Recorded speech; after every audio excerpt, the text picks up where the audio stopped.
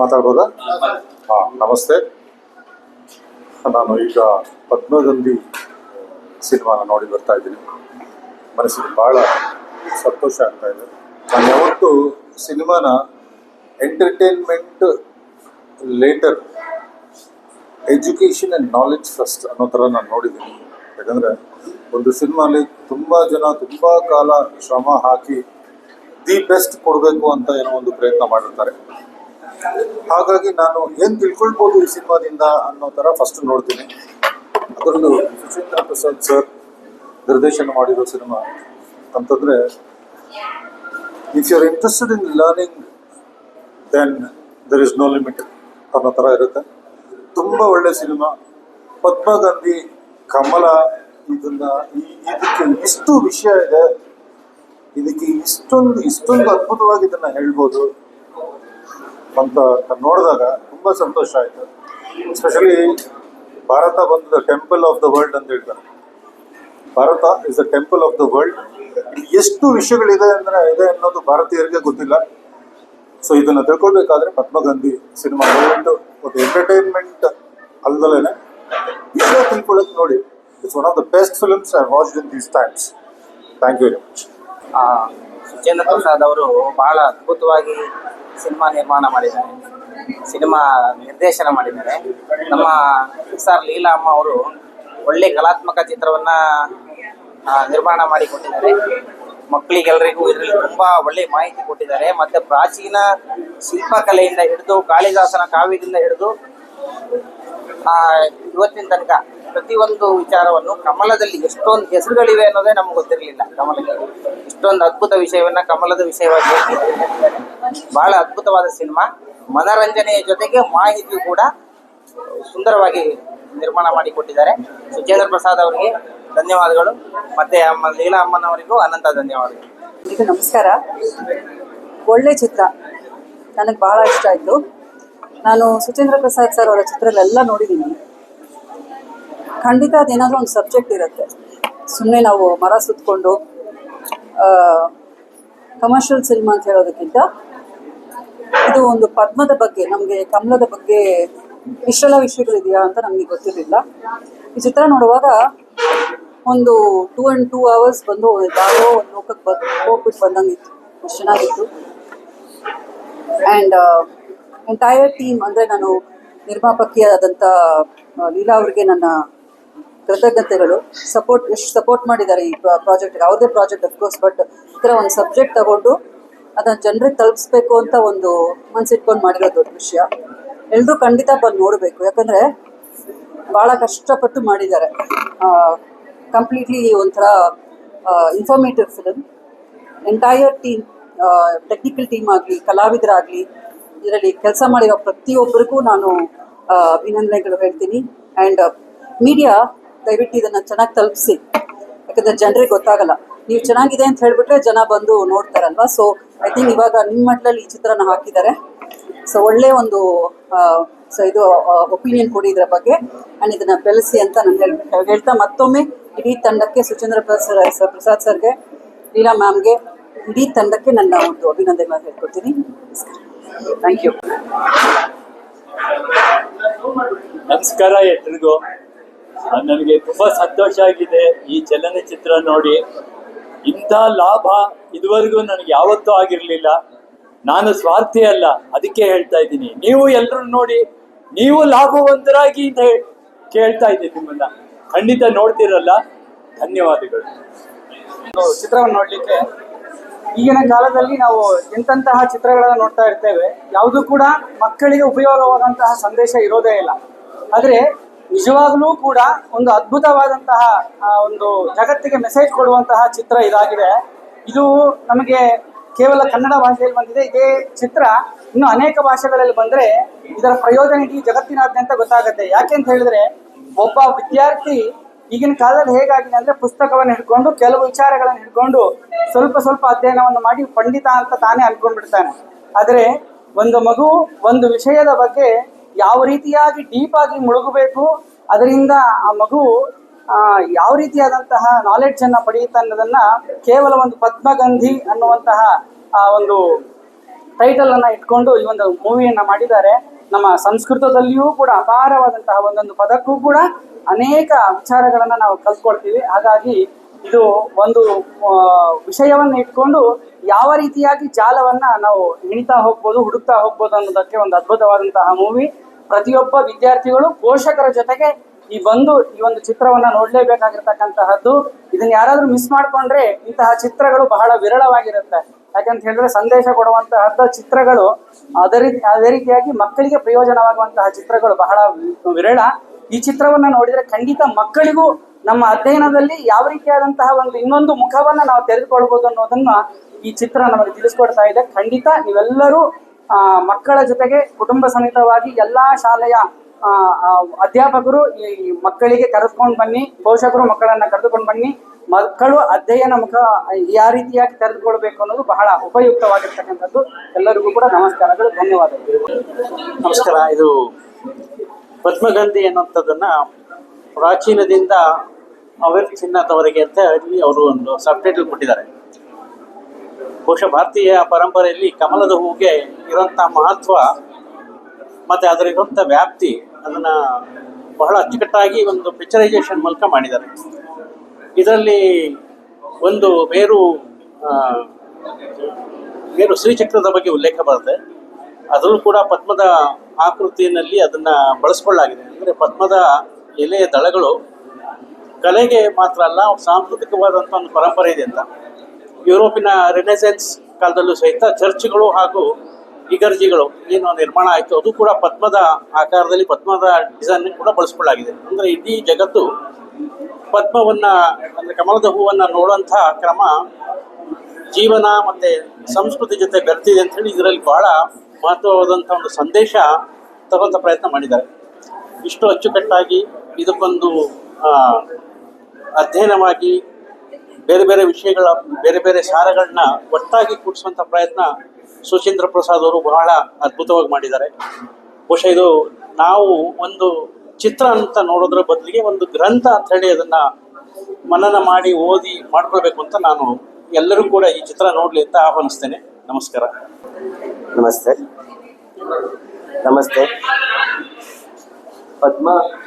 ಪದ್ಮಗಂಧಿ ಸಾಧಾರಣವಾಗಿ ಇವಾಗ ನಾವು ಸಿನಿಮಾ ಮಾಡಬೇಕಾದ್ರೆ ಎಲ್ಲದನ್ನು ನಾವೊಂದು ಸ್ಕ್ರಿಪ್ಟ್ ಮಾಡಬೇಕಾದ್ರೆ ಯಾವುದೋ ಒಂದು ಐಡಿಯಾಸ್ ಮೇಲೆ ಏನೋ ನೋಡಿದಾಗ ಆ ಕತೆ ಮೇಲೆ ಒಂದು ಎಳೆ ಮಾಡ್ಕೊಂಡು ಅಮ್ಮಮ್ಮ ಅಂದರೆ 6 ತಿಂಗಳು ವರ್ಷದಲ್ಲಿ ಈ ಒಂದು ಸಿನಿಮಾ ಮಾಡ್ತೀವಿ ನಾವು. ಆದರೆ ಸುಚೇಂದ್ರ ಪ್ರಸಾದ್ ಅವರು ಮಾಡಿರೋ ಸಿನಿಮಾಕ್ಕೆ ಬಹುಶಃ 15ರಿಂದ 20 ವರ್ಷ ಆಗಿರ್ಬೋದೇನೋ ಈ ಕತೆ. ನಾವು ಕಮಲ ಅಂದರೆ ಏನೋ ಅಂದ್ಕೊಂಡಿದ್ವಿ. ಕಮಲ ಅಂತಂದರೆ ಒಂದು ದೇವರು ಬ್ರಹ್ಮ ಕೂತಿರೋದು, ಇದನ್ನೇ ಕಮಲ ಅನ್ಕೊಂಡ್ವಿ. ಆದರೆ ಈ ಕಮಲದಲ್ಲಿ ಇಷ್ಟು ಮಹತ್ವ ಇದೆ, ಕಮಲದಲ್ಲಿ ಈ ಥರ ಒಂದು ವೈವಿಧ್ಯವೇ ಇದೆಯಾ, ಈ ಥರ ಒಂದು ಲೋಕನೇ ಇದೆ ಅಂತೇಳಿ ನಮ್ಗೆ ಸತ್ಯವಾಗ್ಲೂ ಗೊತ್ತಿರಲಿಲ್ಲ. ಆದರೆ ಸುಚೇಂದ್ರ ಪ್ರಸಾದ್ ಅವರು ಈ ಒಂದು ಸಿನಿಮಾ ಮಾಡಿ ನಮಗೆ ಕಮಲದ ಬಗ್ಗೆ ಅರಿವು ಮೂಡಿಸಿ, ಕಮಲ ಅಂದರೆ ಏನು, ಅದ್ರ ಮಹತ್ವ ಏನು. ಇವತ್ತು ನಾವು ದೇವಸ್ಥಾನಕ್ಕೆ ಹೋದ್ರೆ ಅದ್ರ ಅಡಿಪಾಯದಲ್ಲಿ ಇರೋದು ಏನು ಅನ್ನೋದು ನಾವು ಬರೀ ಕಲ್ಲು ಅಂದ್ಕೊಳ್ತಿದ್ವಿ. ಆದರೆ ಇವತ್ತು ಗೊತ್ತಾಗ್ತಿದೆ ಅದ್ರ ಕಮಲ ಅಂತೇಳಿ. ಅದ್ರ ಬಗ್ಗೆ ವಿಶೇಷವಾಗಿ ಹೇಳಿರೋ ಸುಚೇಂದ್ರ ಪ್ರಸಾದ್ ಅವರಿಗೆ ತುಂಬಾ ಧನ್ಯವಾದಗಳು. ದಯವಿಟ್ಟು ಈ ಸಿನಿಮಾನ ಪ್ರತಿಯೊಬ್ಬರು ಶಾಲಾ ಮಕ್ಕಳು ಶಾಲಾ ಮಕ್ಕಳಿಗೆ ತೋರಿಸ್ಬೇಕು, ತಂದೆ ತಾಯಿದಿರು ಅವ್ರ ಮಕ್ಕಳಿಗೆ ತೋರಿಸ್ಬೇಕಂತೇಳಿ ವಿನಮ್ರಪೂರ್ವಕವಾಗಿ ನಾನು ಕೇಳ್ಕೊಳ್ತೀನಿ. ಧನ್ಯವಾದಗಳು ಸುಚೇಂದ್ರ ಪ್ರಸಾದ್ ಅವರೇ. ಎಲ್ರಿಗೂ ನಮಸ್ಕಾರ. ಈಗ ತಾನೇ ಪದ್ಮಗಂಧಿ ಸಿನಿಮಾವನ್ನ ನೋಡ್ಕೊಂಡು ಬಂದೆ. ಈ ಒಂದು ವಸ್ತುವನ್ನ ಎಷ್ಟು ಆಳದವರೆಗೆ ಅದ್ರ ಬಗ್ಗೆ ನಾವು ಅನಾಲಿಸಿಸ್ ಮಾಡ್ಬೋದು, ರಿಸರ್ಚ್ ಮಾಡ್ಬೋದು ಅನ್ನೋದಕ್ಕೆ ಇದೊಂದು ಲೈವ್ ಎಕ್ಸಾಂಪಲ್ ಅಂತ ಅನ್ಸುತ್ತೆ. ಒಂದೇ ವಸ್ತುವನ್ನು ಇಟ್ಕೊಂಡು ಸಿನಿಮಾ ಪೂರ್ತಿ 2 ಗಂಟೆಗಳ ಕಾಲ ಆ ವಸ್ತುವಿನ ಆದಿಯಿಂದ ಅಂತ್ಯದವರೆಗೂ, ಅದಕ್ಕೆ ಅಂತ್ಯ ಇಲ್ಲ, ಎಲ್ಲಿಂದ ಬಂದಿರಬಹುದು ಅಂತ ಹೇಳಿ ವೈಜ್ಞಾನಿಕವಾಗಿ, ಸಾಮಾಜಿಕವಾಗಿ, ಕಲಾತ್ಮಕವಾಗಿ ಹಾಗೂ ನಮ್ಮ ಸಾಂಸ್ಕೃತಿಕವಾಗಿ, ವಿಶೇಷವಾಗಿ ಭಾರತೀಯ ಸಂಸ್ಕೃತಿಯಲ್ಲಿ ಕಮಲ ಪದ್ಮ ಅಂತ ಏನು ಹೇಳ್ತೀವಿ, ಅದರ ವಿಶೇಷತೆಯನ್ನ ಅಣಿಯಾಗಿ ಬಿಡಿಸಿ ಹೇಳೋದು ಅಂತಾರಲ್ಲ, ಆ ರೀತಿ ಒಬ್ಬ ಚಿಕ್ಕ ಮಕ್ಕಳಿಗೂ 4-5 ವರ್ಷದ ಮಗುವಿಗೂ ಅರ್ಥ ಆಗೋ ಭಾಷೆಯಲ್ಲಿ, ಎಲ್ಲರಿಗೂ ಅರ್ಥ ಆಗೋ ಭಾಷೆಯಲ್ಲಿ, ಎಲ್ಲ ಥರದಲ್ಲಿ ತುಂಬಾ ಚೆನ್ನಾಗಿ ಮೂಡಿ ಬಂದಿದೆ.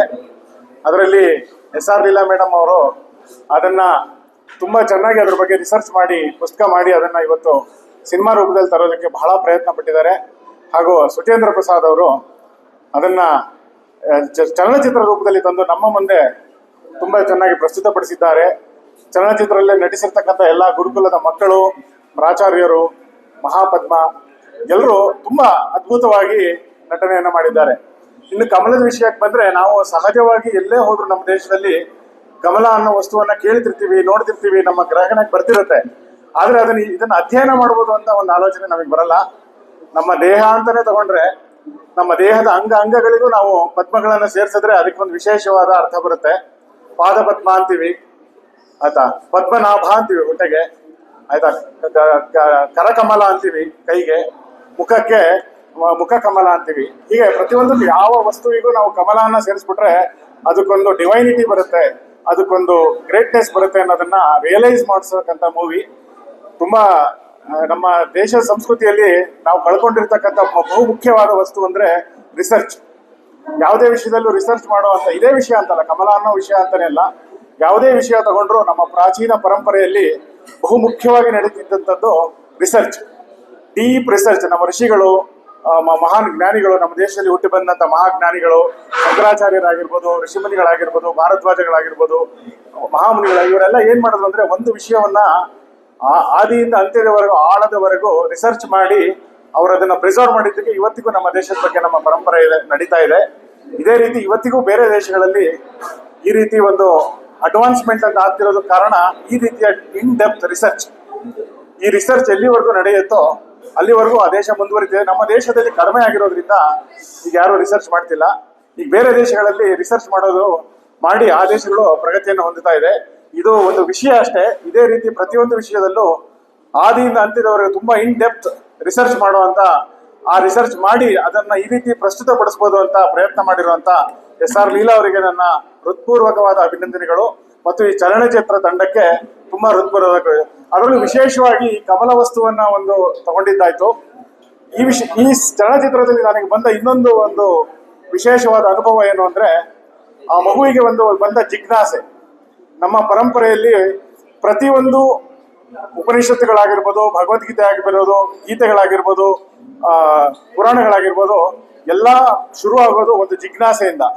ಯಾವುದೋ ವ್ಯಕ್ತಿಗೋ ವಸ್ತುವಿಗೋ ಯಾರಿಗೋ ಒಬ್ಬರು ಜಿಜ್ಞಾಸೆ ಶುರುವಾಗುತ್ತೆ. ಆ ಜಿಜ್ಞಾಸೆಯನ್ನ ಸರಿಪಡಿಸೋದಕ್ಕೆ, ಆ ಜಿಜ್ಞಾಸೆಯನ್ನು ಹೋಗ್ಲಾಡ್ಸೋದಕ್ಕೆ ಸರ್ವರು ಪ್ರಯತ್ನ ಪಡ್ತಾರೆ ಅನ್ನೋದಕ್ಕೆ ಈ ಸಿನಿಮಾದಲ್ಲಿ ಆ ಮಗುವಿಗೆ ಬಂದ ಒಂದು ಜಿಜ್ಞಾಸೆಯನ್ನ ಆ ಗುರುಕುಲದ ಎಂಟೈರ್ ಸ್ಟಾಫ್, ಆ ಮಕ್ಕಳು, ಅವರ ಸಹಪಾಠಿಗಳು, ಆ ಸಮಾಜ, ಅವರು ಎಲ್ಲ ಹೋಗ್ತಕ್ಕಂಥ ಅವ್ರು ಯಾರ್ಯಾರನ್ನ ಇದ್ರ ಬಗ್ಗೆ ರಿಸರ್ಚ್ ಮಾಡ್ಲಿಕ್ಕೆ ಕೇಳಲಿಕ್ಕೆ ಹೋಗ್ತಾರೋ ಪ್ರತಿಯೊಬ್ರು ಅದಕ್ಕೆ ಹೃತ್ಪೂರ್ವಕವಾಗಿ ಸ್ಪಂದಿಸ್ತಾರೆ. ಅದಕ್ಕೆ ಬೇಕಾದಂತ ವಿಚಾರಗಳನ್ನು ಕೊಡ್ತಾರೆ, ಅದಕ್ಕೆ ಬೇಕಾದಂತ ಎವಿಡೆನ್ಸ್ ಕೊಡ್ತಾರೆ, ಅದಕ್ಕೆ ಬೇಕಾದಂತ ಏನು ಸಕಲ ಮಾಹಿತಿಗಳು, ಆಮೇಲೆ ಶಿಲ್ಪಶಾಸ್ತ್ರಗಳು ಹೇಗಿದೆ, ಇದನ್ನು ಹೇಗೆ ಮಾಡಿದ್ದಾರೆ ಅಂತ ಒಂದು ರೀತಿಯಲ್ಲಿ ಕಲಿಬೇಕು ಅಂತ ಆಸೆ ಇರೋನಿಗೆ, ಒಬ್ಬ ಮನಸ್ಸಿಗೆ, ಒಬ್ಬ ವ್ಯಕ್ತಿಗೆ, ಅಥವಾ ನಾನು ಇದನ್ನು ಕಲಿಬೇಕು ಅನ್ನೋ ಒಂದು ನಿಜವಾದ ಉತ್ಸಾಹ ಇದ್ದವನಿಗೆ ಸಮಾಜ ಹೇಗೆ ಸ್ಪಂದಿಸುತ್ತೆ ಅವನಿಗೆ ಅನ್ನೋದಕ್ಕೆ ಇದೊಂದು ಉದಾಹರಣೆ. ನಾವು ಏನೋ ಪ್ರಶ್ನೆ ಕೇಳ್ಬಿಡ್ತೀವಿ, ಅದಕ್ಕೆ ಯಾರು ಎಷ್ಟರ ಮಟ್ಟಿಗೆ ಉತ್ತರ ಕೊಡೋದು. ಯಾಕೆ ಕೊಡಲ್ಲ ಅಂದ್ರೆ, ನಾವು ಪ್ರಶ್ನೆ ಕೇಳ್ಬೇಕಾದ್ರೆ ಆ ಉದ್ದೇಶ ನಮ್ಗಿರಲ್ಲ, ಸುಮ್ಮನೆ ಏನೋ ನಾಮಕಾವಸ್ಥೆಗೆ ಒಂದು ಪ್ರಶ್ನೆ ಕೇಳ್ಬಿಟ್ಟಿರ್ತೀವಿ.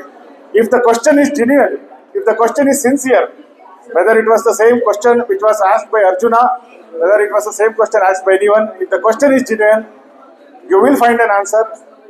The entire people, entire society, entire country, entire culture will be with you to solve your problem, and this is the best example. And I appreciate the entire team of Padma Gandhi for this great effort. I wish more such films to come in India, which are more research oriented and which are more fact oriented rather than a typical commercial movies. Once again, thank you very much for giving your time. Thank you. ನಾನು ಸುಕನ್ಯಾ ಅಂತ. ಈ ಚಿತ್ರ ತುಂಬಾ ಅದ್ಭುತವಾಗಿ ಬಂದಿದೆ. ಇದು SR Leela ಅವ್ರದ್ದು ಪರಿಕಲ್ಪನೆ ನಿರ್ಮಾಣ ತುಂಬಾ ಚೆನ್ನಾಗಿದೆ. ಮತ್ತೆ ಚಿತ್ರ ನಿರ್ದೇಶನನೂ ತುಂಬಾ ಚೆನ್ನಾಗಿದೆ ಸುಚೇಂದ್ರ ಪ್ರಸಾದ್ ಅವ್ರದ್ದು. ಈ ಒಂದು ಹೂವಿನ ಬಗ್ಗೆ ಇಷ್ಟೊಂದು ಆಳವಾಗಿ ಅಧ್ಯಯನ ಮಾಡ್ಬೋದಾ ಅಂತ ಇದರಿಂದ ತಿಳಿಯುತ್ತೆ. ಮತ್ತೆ ಮಕ್ಕಳು ಏನಾದ್ರು ಕೇಳಿದ್ರೆ ಈ ತರ ಆಳವಾದ ಅಧ್ಯಯನ ಎಲ್ಲರೂ ತಿಳಿದಿರೋರೆಲ್ಲ ಹೇಳೋದ್ರಿಂದ ಮಕ್ಕಳು ಅದ್ರ ಬಗ್ಗೆ ಹೆಚ್ಚಿನ ತಿಳ್ಕೊಳ್ಳೋಕೆ ಅವಕಾಶ ಇರುತ್ತೆ. ಹಾಗಾಗಿ ಇದು ಎಲ್ಲ ಮಕ್ಕಳು ನೋಡಬೇಕು.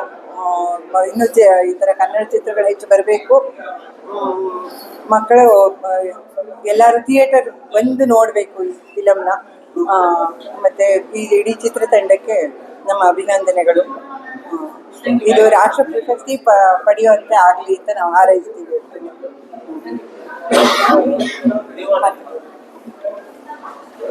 ನಮಸ್ಕಾರ, ನನ್ನ ಹೆಸರು ಸಕಲ ಅಂತ. ಈ ಚಿತ್ರ ಈಗಷ್ಟೇ ನೋಡ್ಕೊಂಡು ಬಂದೆ. ಮಹಾಪದ್ಮ, ಈ ಚಿಕ್ಕ ಹುಡುಗಿ ಒಂದು ಹೂವಿನ ವಿಷಯ ತಗೊಂಡು ಎಷ್ಟು ಆಳವಾಗಿ ಹೋಗ್ಬೋದು. ಆ ಒಂದು ಹೂವು ಅನ್ನೋ ಒಂದು ವಿಷಯ ಅವಳ ನಿದ್ದೆ ಕೆಡಿಸ್ತು. ಆ ಥರ ಯಾವುದೇ ಒಂದು ವಿಷಯ ಆಗಲಿ ನಮ್ಮ ಜೀವನದಲ್ಲಿ ಅಷ್ಟು ಆಳವಾಗಿ ಹೋಗ್ಬೇಕು. ಆವಾಗಲೇ ಅದ್ರ ಬಗ್ಗೆ ನಮಗೆ ಹೆಚ್ಚು ವಿಷಯ ತಿಳಿಯೋದು, ಮತ್ತೆ ನಮ್ಮ ಪರ್ಸ್ಪೆಕ್ಟಿವ್ ಅಂತ ಹೇಳ್ತೀವಲ್ಲ ಅದು ಅಗಲವಾಗೋದು. ಈ ಚಿತ್ರ ನಮ್ಮ SR ಲೀಲಾ ಮೇಡಮ್ ಅವರ ವಿಷಯ ರಿಸರ್ಚ್ ವರ್ಕ್ ಆಗಿ ಇದ್ದಿದ್ದು ಚಿತ್ರವಾಗಿ ಸುಚೇಂದ್ರ ಪ್ರಸಾದ್ ಅವರು ಕನ್ವರ್ಟ್ ಮಾಡಿದ್ದಾರೆ. ಅದೆಲ್ಲ ನಮಗೆ ಒಂದು ರಸದೌತಣವಾಗಿ ಇವತ್ತು ಬಡಿಸಿದ್ದಾರೆ. ನೋಡಿ ತುಂಬಾ ಖುಷಿ ಆಯ್ತು. ಇಡೀ ತಂಡಕ್ಕೆ ಒಳ್ಳೇದಾಗ್ಲಿ, ಶುಭವಾಗ್ಲಿ. ಈ ಕಮರ್ಷಿಯಲ್ ಚಿತ್ರಗಳ ಮಧ್ಯೆ ಇಂಥ ಒಂದು ಚಿತ್ರ ಬಂದಿರೋದು ಒಂದು ತುಂಬಾ ಹೆಮ್ಮೆ ವಿಷಯ ನಮಗೆ. ಆ ಚಿತ್ರಗಳನ್ನ ಯಾವಾಗ್ಲೂ ನೋಡ್ತಾನೆ ಇರ್ತೀವಿ, ಅದು ತುಂಬಾ ಕಾಮನ್. ಆದ್ರೆ ಇಂಥ ಅದ್ಭುತವಾದ ಮೂವಿಗಳನ್ನ ನೋಡ್ಬೇಕು. ಎಸ್ಪೆಷಲಿ ಯಂಗರ್ ಜನರೇಷನ್, ನಮ್ಮ ಮಕ್ಕಳು ನೋಡ್ಬೇಕು. ನಾವು ನಮ್ಮನೆ ಮಕ್ಕಳನ್ನೆಲ್ಲ ಕರ್ಕೊಂಡು ಬಂದಿದೀವಿ. ನೀವು ಎಲ್ಲ ನಿಮ್ಮನೆ ಮಕ್ಕಳು, ದೊಡ್ಡವರು ಎಲ್ಲರೂ ಕೂತ್ಕೊಂಡು ಆರಾಮಾಗಿ ನೋಡುವಂತ ಚಿತ್ರ ಇದು. 2 ಗಂಟೆ ಕಾಲ ಹೇಗೆ ಹೋಯ್ತು ಅಂತ ಗೊತ್ತಿಲ್ಲ. ಇಡೀ ತಂಡಕ್ಕೆ ಒಳ್ಳೇದಾಗ್ಲಿ. All the best. Thank you. ಹಾಗೂ ನಮ್ಮಂತ ಅಡಲ್ಟ್ಗೂ ಕೂಡ ಒಳ್ಳೆ ಮಾಹಿತಿಯನ್ನು ಕೊಟ್ಟಿದೆ. ಇದನ್ನು ದಯಮಾಡಿ ಎಲ್ಲರೂ ಬಂದು ನೋಡಿ, ಈ ಥಿಯೇಟರಲ್ಲೇ ಬಂದು ನೋಡಿ. ಧನ್ಯವಾದಗಳು. ಪದ್ಮಗಂಧಿ ಹೆಸರೇ ಹೇಳುವಂತೆ ಬಹಳ ವಿಶೇಷವಾಗಿದೆ. ನಮ್ಮ ಹೆಮ್ಮೆಯ ಕರ್ನಾಟಕದ ಹೆಮ್ಮೆಯ ನಿರ್ದೇಶಕರು, ನಟರು ಆದಂತಹ ಸುಚೇಂದ್ರ ಪ್ರಸಾದ್ ಅವರ ನಿರ್ದೇಶನದಲ್ಲಿ ಬಂದಂತಹ ಈ ಒಂದು ಚಿತ್ರ ತುಂಬಾ ಅದ್ಭುತವಾಗಿದೆ. ಒಂದು ಕಮಲದ ಹೂವು ನಮ್ಮ ಭಾರತದಲ್ಲಿ ಎಷ್ಟೊಂದು ಮಹತ್ವ ಪಡೆದಿದೆ ಅನ್ನೋದ್ರ ಬಗ್ಗೆ ಬಹಳ ಅತ್ಯಂತ ಉತ್ತಮವಾಗಿ ನಿರೂಪಿಸಿದ್ದಾರೆ.